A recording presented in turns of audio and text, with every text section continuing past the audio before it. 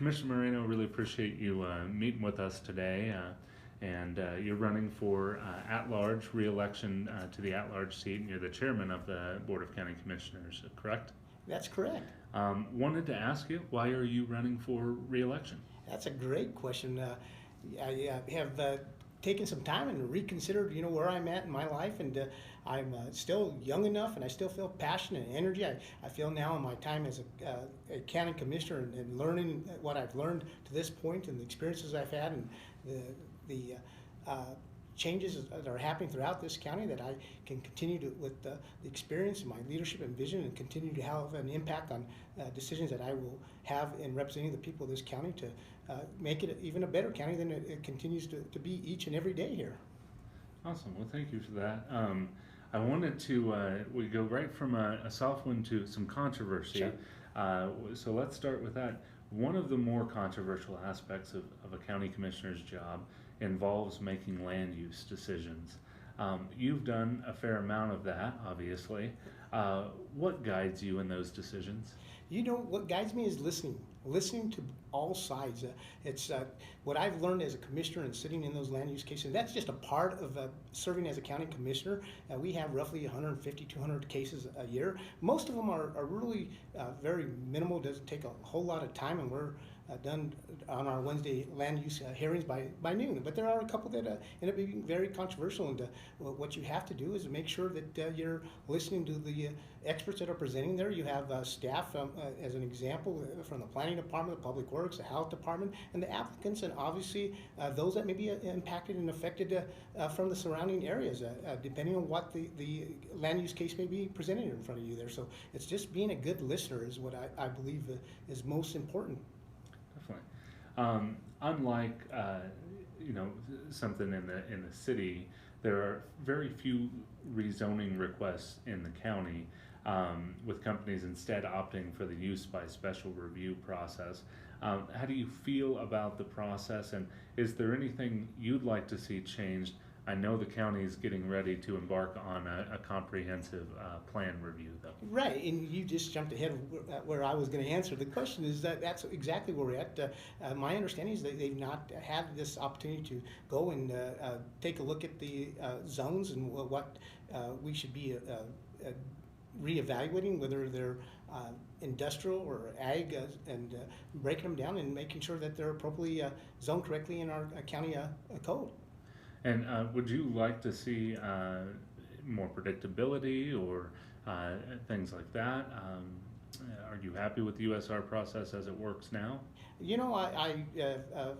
As I said, it's been a learning experience, and I've now served on my 4th year as a county commissioner, and there's always room for improvement. I've always said that even in my previous job, as you go through changes here in this county. Here we've seen the county continue to grow in population, and there's that interest of developing in some of our ag areas. I mean, we are number 1 in the state here in ag production. I believe 8 or 9 in the nation, and but then we've seen a lot of industry with the energy impact of what's going on. And it's not just oil and gas. I mean, we see solar and wind farms, and there's things that can be improved on. Definitely. Weld County has spent hundreds of millions of dollars on roads around the county, obviously including Weld County Road 49. What do you think of those investments to date, and do you see other opportunities for investments in the county? That's a great question, because that's another reason why I have so much passion, that I'm excited about running for re-election, because that's very important to the economy and the impact to what's happening in the growth with population here in this county. The infrastructure has got to be in place. And prior to myself coming on board, commissioners prior to myself have been part of the vision and the goal setting and looking at the infrastructure of this county. And Parkway 49, I was very proud to be there for the ribbon cutting, to be part of history. This is history, from a 2-lane to 4-lane. No one, to my knowledge, has ever attempted to try to do this in any of the counties, 64 counties here. But not only do we do this to help with public safety, but this is also paid for without indebting to the taxpayers here. So, as far as the question about do I see that for future roads throughout the county. Well, you know that we've extended from 8th Street out by the airport all the way to 392, so we continue to look at that. But will this happen?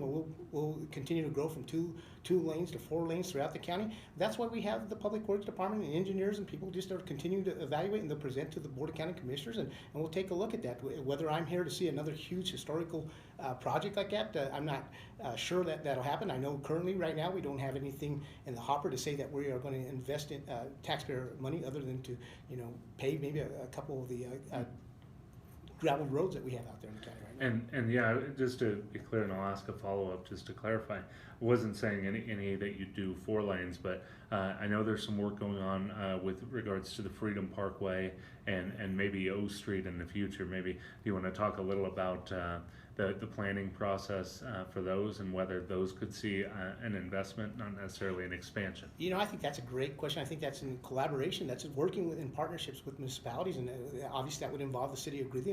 And there's a huge concern right now on 35th Avenue and O Street, and I've heard some discussion that's been presented to us in conversation at this point here. Maybe we put a roundabout in there, but there's heavy traffic, and whether we would look at from a 2-lane to a 4-lane in that area, but that's going to be in collaboration working with our municipalities.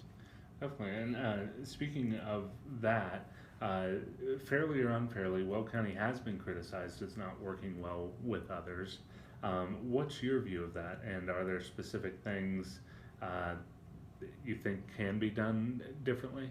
Well, I guess that's interesting that you asked that question that way, because part of my campaign that I started off when I ran the first time, and I continue in a re-election, is that I believe that I'm the person that can continue to foster relationships out there. I believe I have built great relationships with the municipalities and their mayors and their council members throughout this county. We have 32 municipalities now, and it really is about collaborating and working with each other. And when you talk about things that we've worked on with the Parkway 49 as an example, the access control plan there, working with Kersey, Kingsburg, and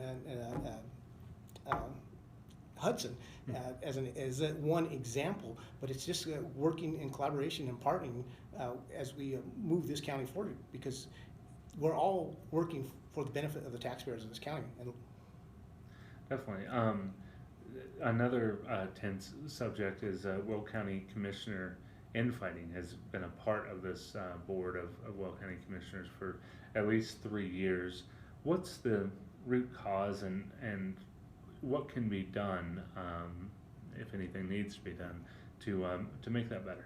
That is a fair question to ask, because there is some tension at times within the board there. But as you know, and I hope the voters know, that I'm not in the paper. I'm probably the least person that's out there exposed with any of this, because I am independent elected, as I believe all the others are independent elected, and we represent the people. And I again respect those that are elected into office, and work as best as I can with them. And so I can only speak for myself, and I can only control my actions, and that's how I've always approached elected office, that I can only be accountable for myself. I can't be accountable for other individuals that are elected in their positions.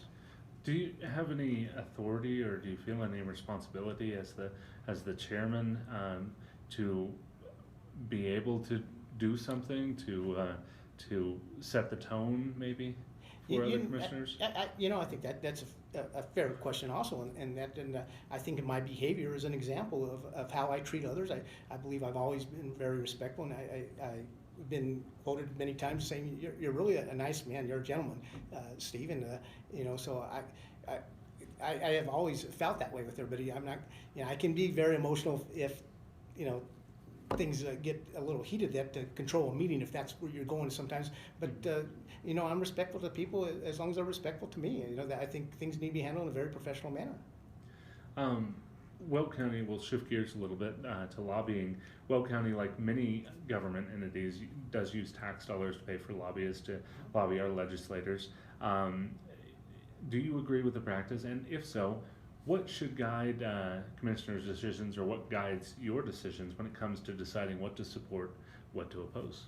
Okay, that's great. And you're right, not every one of the 64 counties has its own paid lobbyists to represent the county, because part of the reason is we are very busy as county commissioners. We can't always be down at the Capitol, and we need some help with those that are constantly working down there at the Capitol, working on our behalf if we have interest. And there's sometimes that we may be in opposite sides of even our association. What guides me is what is the impact to our county, and obviously if it's a fiscal impact, as just an example of something that may be a unfunded mandate coming from the state capitol.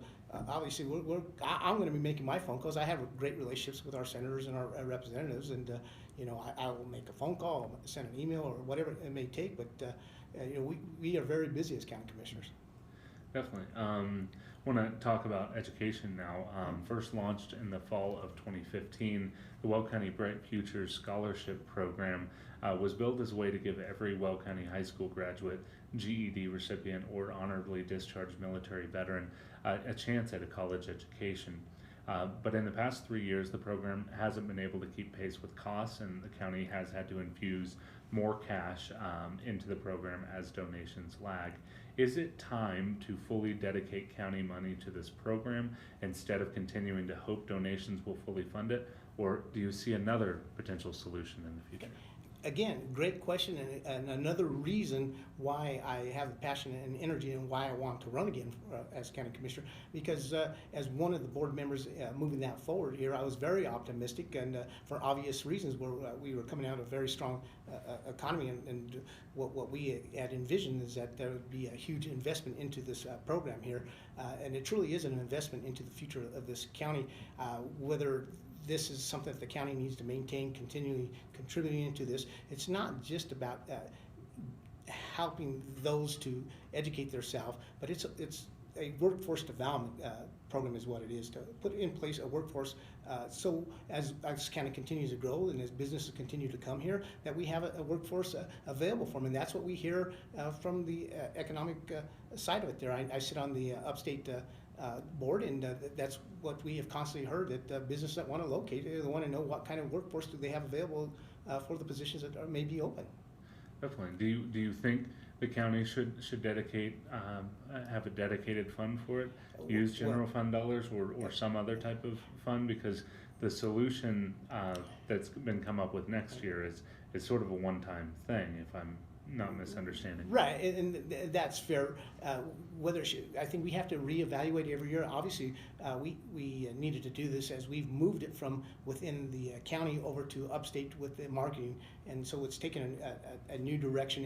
And it's not a $3,000 grant a year; it's a $2,000 a year grant. It's not a 4-year grant now; it's a 2-year grant, and so there's a lot of revision happening right now, and maybe that's where we should have started to begin with. But I have very high hopes that we will continue to move this forward. But to say that, can I say right now that my vote is going to be that we're going to continue, that the county has to pay for this? We have to reevaluate this, and that's what we're doing right now, and that we're giving it an opportunity as we've moved it over into upstate with marketing. Okay. Talk about water. Sure. For a moment. Gilchrist area farmers and residents have suffered for years the effects of decreased well pumping, with rising water levels destroying crops and inundating residents' basements. Costs have soared into the millions. Weld County Public Works did help with ditch clearing a few years ago. Should the county do more, and could the county do more? Well, again, another great question, another concern within this county here. This again, has been an ongoing problem, this high water level, and I've actually went out and I visited with a few of those farmers and seen some of the homes and some of the poor experiences that they've been affected with this high water table, what's going on here. So it's a process of us lobbying with our legislators and helping possibly with legislation. As we know, there's a lot involved with water rights and that. So I think, in my belief, that if we to allow some of the water to be pumped and used on our ag land and everything, we may not have these problems, and that's really the short answer to this here. But again, you got to respect the property right there to the senior water rights here. So it's a very challenging situation. But as a county commissioner, I lobby our legislators and I work with our farmers as best as I can in representing them. Definitely. Well, I really appreciate you taking the time with us today. I want to give the floor to you for the last question. Is there anything you think voters should know about you, or anything you want to say to voters about your candidacy? Sure. What I would say to the voters is, again, I have a voting record. They have known me for 30-some years. I've been an employee. I've been appointed as an appointed official with my predecessor, which was Suki Tsukamoto. I became elected as the county clerk in 2002 and served 3 terms of 12 years as an elected official countywide. Then was again elected as county commissioner, and I believe again that the voters can evaluate me. This is the time for them to evaluate if they have the belief in what I have continued to show, that I have passion for this county. I have now shown that I have the experience as a commissioner, and I will continue to serve with respect and honor, and be a good listener, and I will continue to make the fairest decisions that I can, and as I continue to make decisions, I understand that there's always going to be a side that may not agree with me, but I will listen to all sides before I make that decision.